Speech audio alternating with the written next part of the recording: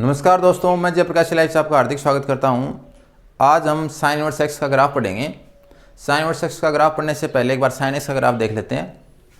यह हमारा sine x है जिसमें एक्स बराबर 0 रखने पर वाई की वैल्यू 0 मिल रही है और एक्स बराबर पाई बाई 2 रखने पर साइन की वैल्यू 1 मिल रही है और एक्स बराबर माइनस पाई बाई 2 रखने पर जो साइन एक्स की वैल्यू है वो -1 मिल रही है। ये जो फंक्शन है वो r से -1 to 1 में डिफाइंड है, यानी इस फलन का जो प्रांत है, डोमेन है, वो r है और इसका जो सह प्रांत तथा परिसर है यानी कोडोमेन और रेंज है वो -1 से 1 में। अगर इस ग्राफ को मैं किसी हॉरिजॉन्टल लाइन से कट करूं, यानी इस ग्राफ को अगर मैं किसी क्षैतिज रेखा से काटूं तो वो क्षैतिज रेखा इस ग्राफ को एक से अधिक बिंदुओं पर काटती है और अगर कोई भी क्षैतिज रेखा किसी ग्राफ को एक से अधिक बिंदुओं पर काटे तो वो जो फंक्शन होता है वो मैनी वन फंक्शन होता है, बहुएकी फलन होता है। तो अगर मैं ये कोई लाइन लूँ और ये लाइन हम देखें आगे तक तो ये खूब अनंत बिंदुओं पे काटेगी इसको, तो ये फंक्शन है, ये फंक्शन मैनी वन फंक्शन है। इसलिए मैंने क्या किया, इस डोमेन को थोड़ा छोटा कर दिया, डोमेन को छोटा किया और मैंने लिया -π/2 से π/2 ताकि जो हमारा मैनी वन फंक्शन है वो 1 1 फंक्शन में कन्वर्ट हो जाए। और अगर फंक्शन 1 1 हो जाएगा और 1 2 हो जाएगा तो उसका इन्वर्स एग्जिस्ट करता है। मैनी वन फंक्शन का कभी भी इन्वर्स एग्जिस्ट नहीं करता। तो अगर मैं इसको -π/2 से π/2 ले लेता हूँ, यानी सिर्फ इस ग्राफ का ये पार्ट यहाँ से स्टार्ट कर यहाँ तक लेता हूँ, तो ये जो पार्ट है इस पार्ट को अगर मैं ओरिजेंटल लाइन से काटूँ तो वो सिर्फ इसको एक पॉइंट पे काट रही है। इसका मतलब हमारा ये फंक्शन 1 1 फंक्शन है, एक ही फलन है। हम अगर चाहते, अगर यहाँ से 0 से लेकर पाई तक लेते तो क्या होता, कोई भी लाइन से कट करते वो 2 बिंदुओं पर काटती और 2 बिंदुओं पर काटती तो ये फंक्शन बहुएकी होता, मैनी वन फंक्शन होता और उसका इन्वर्स एग्जिस्ट नहीं करता। कभी भी इन्वर्स फंक्शन लेना है तो उसका डोमेन हमेशा फर्स्ट क्वाड्रेंट के साथ या तो फोर्थ क्वाड्रेंट लेना है या सेकंड क्वाड्रेंट लेना है। दोबारा ध्यान से सुनो, किसी भी इन्वर्स फंक्शन को लेते हैं तो या तो फर्स्ट क्वाड्रेंट के साथ में फोर्थ क्वाड्रेंट लेते हैं उसका डोमेन, उसका प्रांत, या फर्स्ट क्वाड्रेंट के साथ सेकंड क्वाड्रेंट लेते हैं। लेकिन जो साइन फंक्शन होता है वो फर्स्ट क्वाड्रेंट में पॉजिटिव होता है और सेकंड में पॉजिटिव होता है। अगर मैं फर्स्ट और सेकंड दोनों क्वाड्रेंट ले लूं तो मेरे पास वैल्यू पॉजिटिव तो मिल जाएंगे लेकिन नेगेटिव वैल्यू नहीं मिलेंगी। इसलिए मुझे क्या करना पड़ेगा, जो फर्स्ट क्वाड्रेंट है उसके साथ फोर्थ क्वाड्रेंट लेना पड़ेगा। जैसे ही मैं फर्स्ट और फोर्थ क्वाड्रेंट लूँगा तो मुझे पॉजिटिव वैल्यू इस क्वाड्रेंट में मिल जाएंगी, नेगेटिव वैल्यू इस क्वाड्रेंट में मिल जाएंगी। तो साइन इनवर्स डिफाइन करने के लिए मुझे साइन का जो डोमेन है वो यहाँ से यहाँ तक लेना पड़ेगा, यानी -π/2 से π/2 तक लेना पड़ेगा। तो साइन का जो मैंने ग्राफ बनाया है वो -π/2 से π/2 डोमेन लिया है और इसकी जो कोर डोमेन और रेंज है उसको मैंने चेंज नहीं किया। तो अब हम देखें तो ये जो फंक्शन है इस डोमेन के लिए 1 1 और ऑन टू फंक्शन है, यानी बाइजेक्टिव फंक्शन है। अर्थात जो साइन एक्स है वो एकेकी तथा आच्छादक फलन है और कोई भी फलन एकेकी तथा आच्छादक हो, 1 1 एंड ऑन टू हो, उसका इन्वर्स एग्जिस्ट करता है, उसका प्रतिलोम विद्यमान होता है। तो इसका मतलब इस फंक्शन का प्रतिलोम विद्यमान होता है लेकिन इसका विद्यमान नहीं होगा। अब अगर हम देखें, अगर x की वैल्यू अगर मैं -π/2 रखता हूं तो साइन x की वैल्यू -1 मिल रही है। x की वैल्यू -π/6 रख रहा हूं तो साइन की वैल्यू -π/6 पे -1/2 होती है। जब मैं x बराबर 0 लूँगा तो साइन 0 होता है 0। जब x बराबर π/6 लूँगा, 30 डिग्री लूँगा तो साइन 30 डिग्री यानी साइन π/6 बराबर 1/2। और अगर x की वैल्यू π/2 लेता हूँ तो साइन π/2 यानी 1। ये हमारे कुछ मैंने पॉइंट ले लिए इस ग्राफ में से ताकि इसका इन्वर्स फंक्शन का जो हम ड्रॉ करें तो हमें कोई दिक्कत नहीं हो। इन्वर्स फंक्शन कैसे डिफाइन करते हैं, जो भी हमारा फंक्शन है उसके बराबर y मान लो। तो अगर मैंने साइन x के बराबर y माना तो ये साइन इधर आ जाएगा, तो मैं कहूँगा कि x बराबर हो गया साइन इनवर्स y, या मैं कह सकता हूँ कि x बराबर क्या हो गया साइन इनवर्स y। तो साइन इनवर्स y बराबर x लिख रखा हो तो मैं उसको लिख सकता हूँ y बराबर साइन x, और साइन x बराबर y लिख रखा हो तो उसको मैं लिख सकता हूँ साइन इनवर्स y बराबर x या x बराबर साइन इनवर्स y। ये हमने यहाँ तक समझ में आ गया। तो हम अगर पहले देखें कि साइन एक्स है वो ओड फंक्शन होता है। ओड फंक्शन की विशेषता ये होती है कि वो ओरिजिन के रिस्पेक्ट में सिमेट्रिक होता है। और ये हम देखें तो ये भी, ये जो ग्राफ बन रहा है, अगर इधर हम इतनी दूर जाते हैं तो इधर भी इतनी दूर आना पड़ता है। और या ये कहें कि जैसा ग्राफ फर्स्ट क्वाड्रेंट में बने वैसा ही थर्ड क्वाड्रेंट में बने, जैसा ग्राफ सेकंड क्वाड्रेंट में बने वैसा ही फोर्थ क्वाड्रेंट में बने, तो वो ओड फंक्शन होता है। तो ये हमारा ओड फंक्शन है, विषम फलन है।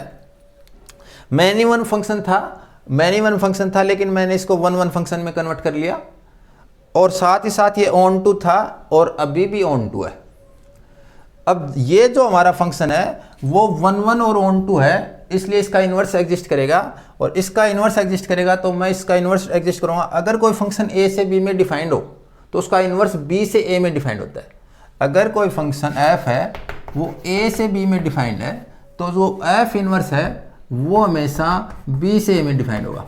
तो अगर हमारा साइन फंक्शन -π/2 से π/2 में है और -π/2 से π/2 से लेकर -1 से 1 तक है, तो हमारा जो साइन इनवर्स लेंगे वो -1 से 1 तक का क्लोज इंटरवल लेके और -π/2 से π/2 तक ये आएगा। ये हमारा ए है, ये इंटरवल ए है, ये इंटरवल हमारा बी है। तो जब इनवर्स फंक्शन डिफाइन करूंगा तो ये हमारा बी पहले आ जाएगा, ये बाद में आ जाएगा। अगर इसमें हम पॉइंट लें तो हमें पता है कि अगर मैं y बराबर अगर मैं -1 लूँ, y बराबर मैं -1 लूँ तो साइन इनवर्स -1 बराबर होगा -π/2। तो ये वैल्यू अगर मैं एक बार मैं y की मान लूँ, वैसे इसको बाद में हम x में कन्वर्ट कर लेते हैं, लेकिन एक बार मैं y की वैल्यू कहूँ कि ये वैल्यू अगर मैं -1 लूँ तो मुझे जो वैल्यू मिलती है वो -π/2 मिलती है। इसी प्रकार ऑपोजिट हो जाएगा, साइन में -π/2 लेने पर -1 मिलता था, इनवर्स में -1 लेने पर -π/2 मिलता है। इसी प्रकार साइन इनवर्स -1/2 की वैल्यू होगी -π/6। तो जैसे ही अगर मैं वैल्यू -1/2 लूँगा तो उसकी वैल्यू मुझे मिलेगी -π/6, ये हमारा पॉइंट होगा। जैसे ही मैं इसकी वैल्यू रखूँगा 0 तो मुझे 0 मिलेगी, तो 0 रखने पर हमें 0 पॉइंट मिल गया। अगर मैं वैल्यू 1/2 रखूँगा तो मुझे π/6 मिलेगा, तो 1/2 लेने पर मुझे π/6 वैल्यू मिल गई, और 1 रखने पर मुझे π/2 मिलेगा, तो मुझे 1 रखने पर π/2 मिल गया।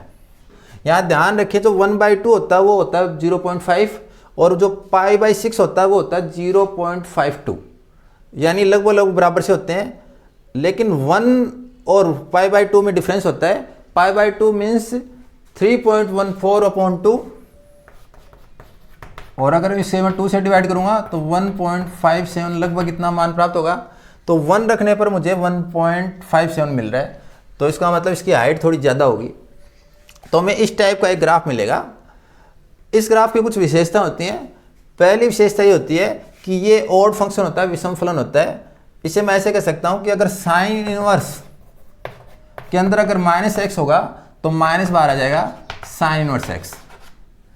और ग्राफिकली कहें तो जैसा ग्राफ फर्स्ट क्वाड्रेंट में बनेगा वैसा ही थर्ड क्वाड्रेंट में बनेगा, और अगर सेकंड क्वाड्रेंट में ग्राफ नहीं है तो फोर्थ क्वाड्रेंट में भी ग्राफ नहीं होगा, यानी ओरिजिन के रिस्पेक्ट में सिमेट्रिक होगा।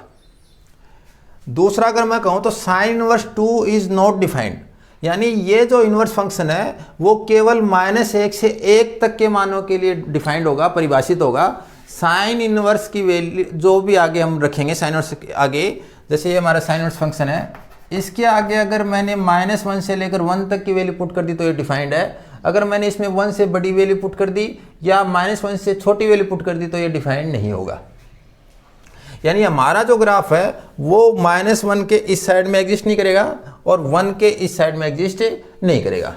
अगर कोई कहे 2 पे ग्राफ बताओ तो हमने देखा कि 2 पे कोई भी पार्ट नहीं है ग्राफ का। अगर वो कोई कहे 1.1 पे बताओ तो 1.1 पे भी ग्राफ एग्जिस्ट नहीं करा।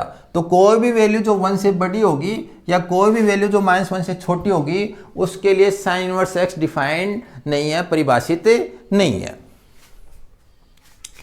अगर कोई कहे कि साइन इनवर्स a² + 1 है तो हम कह सकते हैं कि ये डिफाइंड तो हो सकता है, लेकिन कब हो सकता है? जब ये a बराबर 0, यानी साइन इनवर्स से हमें पता है कि साइन इनवर्स मैक्सिमम 1 के लिए डिफाइंड होता है, लेकिन ये 1 में भी कुछ ना कुछ ऐड है क्वांटिटी, और अगर a में कुछ भी पॉजिटिव क्वांटिटी ऐड हो गई तो डिफाइंड नहीं रहेगा। इसका मतलब इसकी वैल्यू 0 होना जरूरी है, और इसलिए हम कहेंगे sine inverse a² + 1 is defined if and only if a = 0। ये एक इंक्रीजिंग फंक्शन है, वर्तमान फलन है। अगर हम देखें तो कोई भी ग्राफ अगर हम बाएं से दाएं बढ़ चलते हैं, जैसे हम लिखते हैं कॉपी में तो बाएं से दाएं लिखते हैं, लेफ्ट टू राइट लिखते हैं। अगर लेफ्ट टू राइट चलेंगे हम यहाँ से तो पहले हमारा पोर्शन ये आएगा, फिर थोड़ा और आगे चलेंगे तो ये आ गया, और ऊपर लेफ्ट टू राइट चलते रहे तो ग्राफ है वो बढ़ता जा रहा है, और बढ़ता जा रहा है तो ये हमारा इंक्रीजिंग फंक्शन है। कभी भी ग्राफ राइट टू लेफ्ट नहीं चेक करेंगे, लेफ्ट टू राइट चेक करेंगे, यानी बाएं से दाएं चेक करेंगे तो ये ग्राफ हमेशा बढ़ रहा है, इसका मतलब ये इंक्रीजिंग फंक्शन है। तो कुल मिला के हमें ये चीज़ें जितनी भी बताई हैं अगर आपको याद रहती हैं तो भी ठीक है, नहीं रहती हैं तो भी ठीक है, लेकिन दो चीज़ें थोड़ा ध्यान में रखेंगे। दो चीज़ें बहुत इंपॉर्टेंट चीज़ें हैं। पहला कि साइन इनवर्स एक्स है वो विषम फलन है, ऑड फंक्शन है, यानी sine inverse minus x equal to होता है माइनस साइन इनवर्स एक्स। और दूसरा इसका थोड़ा सा ग्राफ दिमाग में रखेंगे। उसका फ़ायदा ये होता है कि 12th क्लास में तो कोई दिक्कत नहीं आती, लेकिन जब आगे हम कंपटीशन वगैरह में IIT वगैरह में हम जाते हैं तो उसमें हमें देखना पड़ता है कि कहाँ पे फंक्शन वैल्यू डिफाइंड है या वैल्यू कहाँ से कहाँ के बीच में मिलनी चाहिए। तो हमें इसका डोमेन और इसका जो को डोमेन है या रेंज है वो दोनों पता होने चाहिए। तो अगर कोई साइन इनवर्स एक्स के बारे में कहे कि क्या क्या पता होना चाहिए तो आप कहोगे -1 से 1 के बीच से लेकर -π/2 से π/2 तक डिफाइंड है, ऑड फंक्शन है, दूसरी चीज़ ऑड फंक्शन है, और तीसरा इसका ग्राफ इस टाइप का बनता है। इसको आप ऐसे भी याद रख सकते हो, जैसे आपने क्लास में कई बार टीचर पूछते हैं कि ये क्वेश्चन किसी को आता है तो हम हाथ ऊपर करते हैं, एक हाथ ऊपर करते हैं, तो इसका ग्राफ इस टाइप का बन रहा है, ये हाथ ऊपर कर रखा है।